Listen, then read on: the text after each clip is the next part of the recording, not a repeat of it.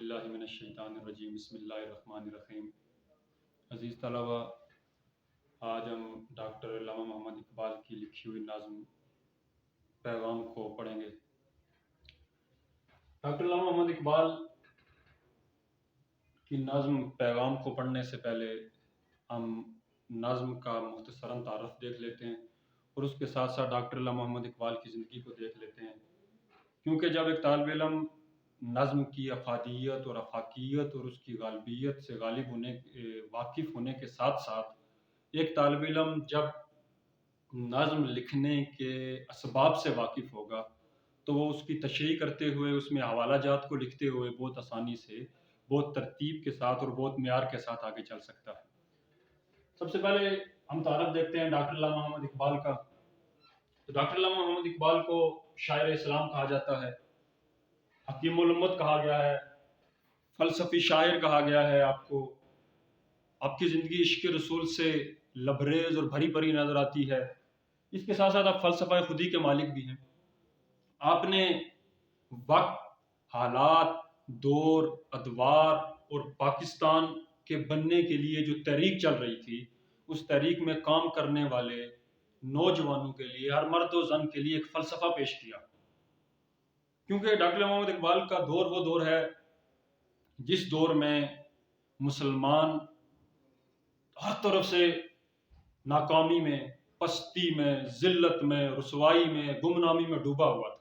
Doctor Iqbal نے مسلمان کو بیدار کرنے کے لیے، اسے جگانے کے لیے، اس کی نا امیدی کو امید میں تبدیل کرنے کے لیے، اسے متاثر سے مؤثر بنانے کے لیے ڈاکٹر علامہ محمد اقبال نے فلسفہ خودی پیش کیا۔ ان کو شاعر اسلام کہتے ہیں۔ آپ کی زندگی اسلام کے طور، اطوار اور طریقوں پر رچی بسی ہوئی نظر آتی ہے۔ ڈاکٹر علامہ محمد اقبال کی زندگی عشق رسول سے لبریز نظر آتی ہے۔ ساری زندگی عشق رسول میں گزاری۔ نبی اکرم صلی اللہ علیہ وسلم کا نام نامی اس میں غلامی آتا تھا تو آپ کی آنکھوں سے آنسو جاری ہو جاتے تھے، اور اپنی شاعری کو عروج دینے میں آپ نے جو کمال حاصل کیا وہ سب سے زیادہ عشق رسول پر تھا۔ کہہ رہے ہیں کہ محمد سے وفا تو نے تو ہم تیرے ہیں، یہ جہاں چیز ہے کیا لوح و قلم تیرے ہیں۔ ڈاکٹر اقبال اردو زبان کے ساتھ ساتھ فارسی زبان میں بھی شاعری کرتے ہیں، اور بے شمار کلام آپ کا فارسی زبان میں موجود ہے۔ کہتے ہیں کہ دم دل مسلم مقام مصطفیٰ است، آب روئے ماز نام مصطفیٰ است۔ یہ وہ رنگ ہے جو ڈاکٹر اقبال کی شاعری پر غالب تھا۔ اس غالبیت نے ڈاکٹر اقبال کو مسلمانوں کی طرف سے ایک عظیم شخص کے طور پر سامنے لایا۔ اس کی مثال یہ ہے کہ آپ آج بھی ترکی چلے جائیں، وہاں پر ڈاکٹر علامہ محمد اقبال کی قبر بنائی گئی ہے، علامتی قبر بنائی گئی ہے مولانا روم کی قبر کے ساتھ۔ یاد رکھیے گا، مولانا روم حضرت علامہ محمد اقبال کے مرشد ہیں، اور ایسے مرشد جن کو اقبال نے دیکھا نہیں۔ ڈاکٹر علامہ محمد اقبال سے 900 سال پہلے مولانا روم چلے گئے تھے۔ مولانا روم کی شاعری بھی بڑی تڑپ والی، اثر والی اور بیداری والی تھی، کیونکہ آپ بھی فلسفے کے نظریات کو اپنی شاعری میں رچا بسا رہے ہیں، اور کہتے ہیں کہ ایچ چیزیں خود بخود چیزیں نہ شد، ایچ آہن خود بخود تیغے نہ شد، مولوی ہرگز نہ شد مولائے روم، تا غلام شمس تبریزے نہ شد۔ اب ترتیب کی، تنظیم کی، معیار کی، تسلسل کی بات کرتے ہوئے نظر آتے ہیں۔ وہی رنگ ڈاکٹر اقبال کی شاعری میں نظر آتا ہے۔ کہہ رہے ہیں کہ خیرہ نہ کر سکا مجھے جلوائے دانش افرنگ، سرما ہے میری آنکھ کا خاک مدینہ و نجف۔ یہ تو ڈاکٹر اقبال کی شاعری کا ایک پہلو ہے۔ وہیں پر ڈاکٹر اقبال نے فلسفہ خودی پیش کر دیا، ضبط، نیابت الہی کے فلسفے پیش کر دیے۔ خودی کو آپ نے 3 ترتیب سے پیش کیا۔ پہلے کہا اطاعت خدا اور اس کے رسول کو ماننے کے لیے کہا کہ محمد سے وفا تو نے تو ہم تیرے ہیں، یہ جہاں چیز ہے کیا لوح و قلم تیرے ہیں۔ پھر اطاعت کے بعد کہا ضبط نفس، جب تم خدا اور اس کے رسول کی پیروی کرو گے تو لوگ تمہیں، نفس تمہیں، معاشرہ تمہیں روکے گا، تو تم نے اپنے نفس پر قابو کرنا ہے۔ اور نفس پر قابو کرنے کے لیے کیا کہا کہ نکل کر خانقاہوں سے ادا کر رسم شبیری، کہ فقر خانقاہی ہے فقط اندھ و دلگیری۔ پھر اس کے بعد آخری سیڑھی پیش کر دی کہ نیابت الہی، کیا انسان جب تم خدا کے قریب جاؤ گے، خدا کے راستے پر چلو گے، تو خدا تمہیں ایک اعلیٰ عرفہ اور عظیم مقام پر فائز کر دے گا۔ اور اس مقام کو انہوں نے کہا نیابت الہی، خدا کی قربت، جس کے لیے ڈاکٹر اقبال کے ایک شعر کا مصرع ہے کہ کہا کہ ہاتھ ہے اللہ کا بندہ مومن کا ہاتھ۔ تو یہ ڈاکٹر اقبال کا مختصراً تعارف۔ اس کے ساتھ ڈاکٹر اقبال نے تحریک پاکستان میں کلیدی کردار ادا کیا، قائد اعظم محمد علی جناح کو خطوط لکھے، مسلمانوں کو بیدار کیا، مسلمانوں کو اکٹھا کیا، مشرقی تہذیب یعنی اسلامی تہذیب کا پرچار کیا، مغربی تہذیب کی نفی کی، کہا کہ تمہاری تہذیب اپنے خنجر سے آپ ہی خودکشی کرے گی، جو شاخ نازک پہ آشیانہ بنے گا ناپائیدار ہوگا۔ یہ وہ سارے رنگ ہیں، وہ سارے پہلو ہیں، یہ وہ سارے کردار ہیں، یہ وہ سارے معیار ہیں جو ڈاکٹر علامہ محمد اقبال کی شاعری میں ہمیں رچے بسے نظر آتے ہیں۔ تو شاعر کی زندگی اور شاعر کے حالات زندگی اور اس کے ساتھ ساتھ شاعر کے دور کے حالات کو پڑھنا اس لیے ضروری ہے کہ پھر ہم اس سے اپنے موضوع کے اصل تک پہنچ جائیں گے۔ یہ تو تھا ڈاکٹر اقبال کا مختصراً تعارف۔ اب ڈاکٹر اقبال کی لکھی ہوئی نظم ہے پیغام۔ ڈاکٹر اقبال نے یہ نظم 16 اپریل 1912 کو لکھی۔ اس پوری نظم کا نام ہے شمع و شاعر، جس میں سے کچھ حصہ پیغام کے نام سے فرسٹ ایئر کی نصابی کتاب کا حصہ ہے، جس میں ڈاکٹر اقبال مسلمانوں کو بیدار کرنے کے لیے کچھ کام کر رہے ہیں۔ اب ہم دیکھتے ہیں کہ یہ نظم لکھنے کی ضرورت کیوں پڑی، کہ ڈاکٹر علامہ محمد اقبال نے یہ نظم لکھی کیوں، کن وجوہات کی بنا پر ڈاکٹر علامہ محمد اقبال یہ نظم لکھ رہے ہیں۔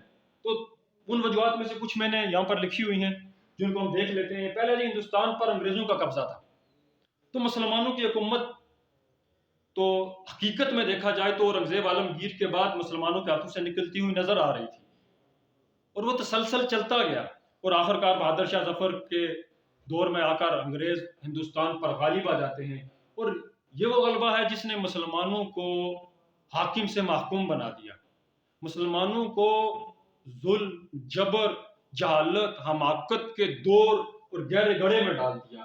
ایک یہ رنگ تھا جس کی وجہ سے مسلمانوں کے اندر کچھ چیزیں پیدا ہو رہی تھیں، اور وہ چیزیں کیا تھی؟ نا امیدی، مایوسی، قنوطیت، امید کی نفی، یہ ساری چیزیں مسلمانوں کے اندر پیدا ہو رہی تھی۔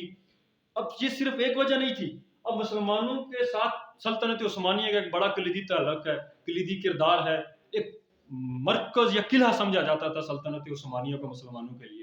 تو مصر پر فرانس نے حملہ کر کے قبضہ کر لیا، یہ بھی وجوہات تھی اس نظم کو لکھنے کے لیے، جو مسلمانوں کے اندر مایوسی پیدا کر رہی تھی۔ ڈاکٹر اقبال اس مایوسی کو ختم کر رہے ہیں۔ طرابلس پر اٹلی نے حملہ کر دیا، مسلمان اور مایوس ہو گئے کہ ہم ہر جگہ مار کھا رہے ہیں، ہم ہر جگہ پس رہے ہیں، ہمیں ہر جگہ ناکامی کا سامنا کرنا پڑ رہا ہے۔ تو یہ تمام وہ چیزیں تھیں جن چیزوں نے مسلمانوں کے اندر نا امیدی کو پیدا کر دیا، مایوسی کو پیدا کر دیا۔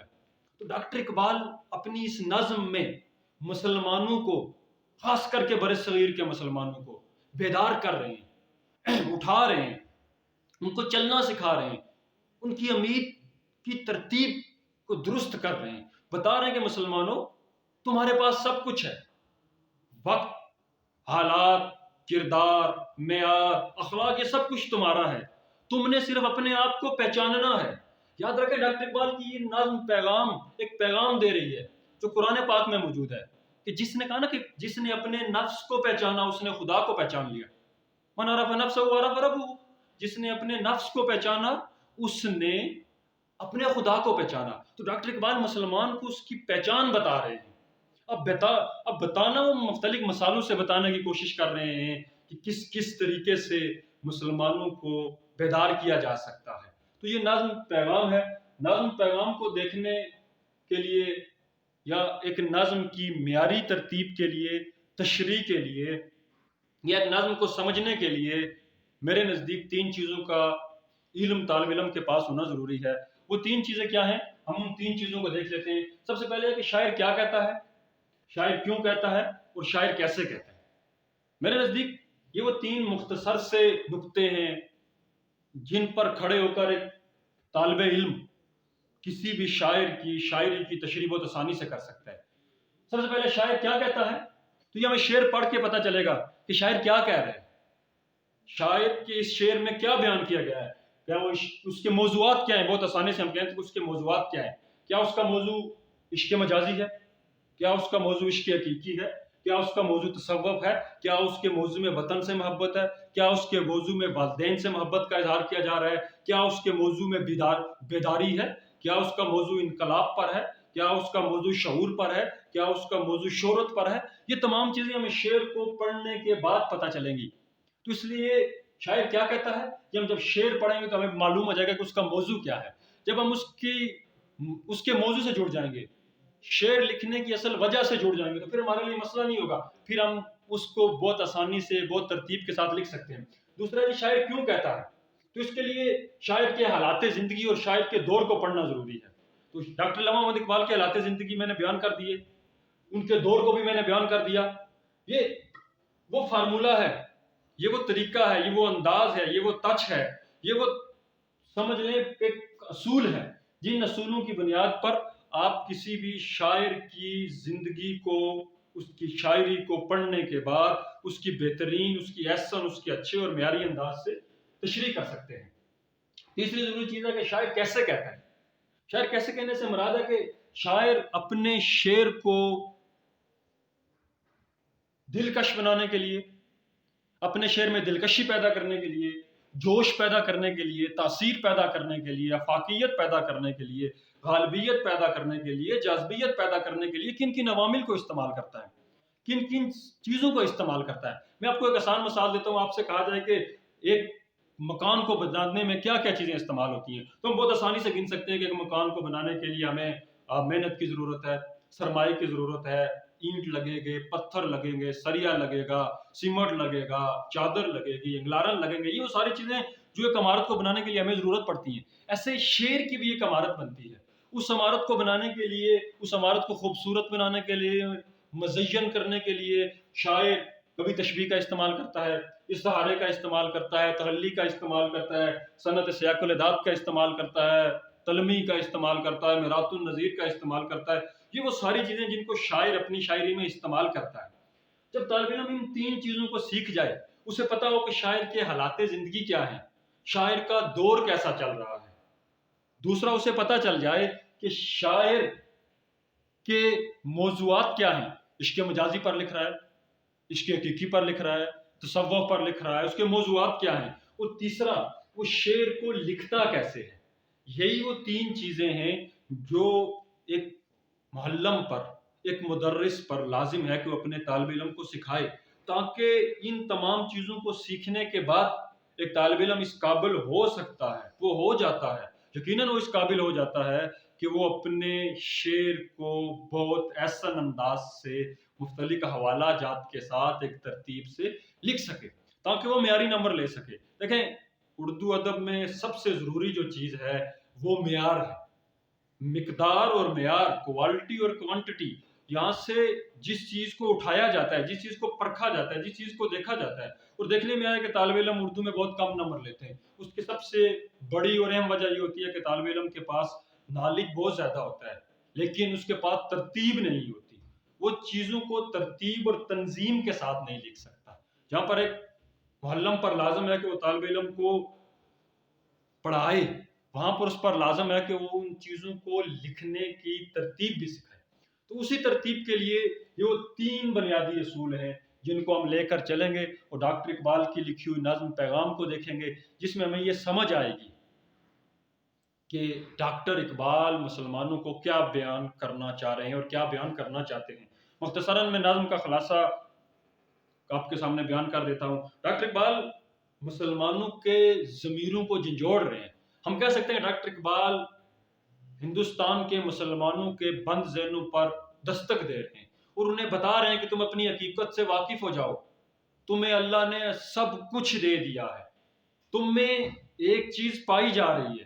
وہ چیز کیا ہے؟ نا امیدی اور مایوسی. یہ نا امیدی اور مایوسی تھی کیوں؟ یہ حالات ہیں. سلطنت عثمانیہ ٹوٹ گئی، مکمل طور پر مسلمانوں سے ایک ان کا بڑا مرکز چھین لیا گیا، اور اس کو چھیننے کے لیے کافی کوششیں کی گئی. یہ وہ پہلو تھا. ہندوستان پر انگریز غالب تھے، بہت سارے مسائل تھے. ہندو مسلمانوں کو ختم کرنے کی کوشش کر رہے تھے، مسلمانوں کو نوکریوں سے نکال دیا گیا تھا.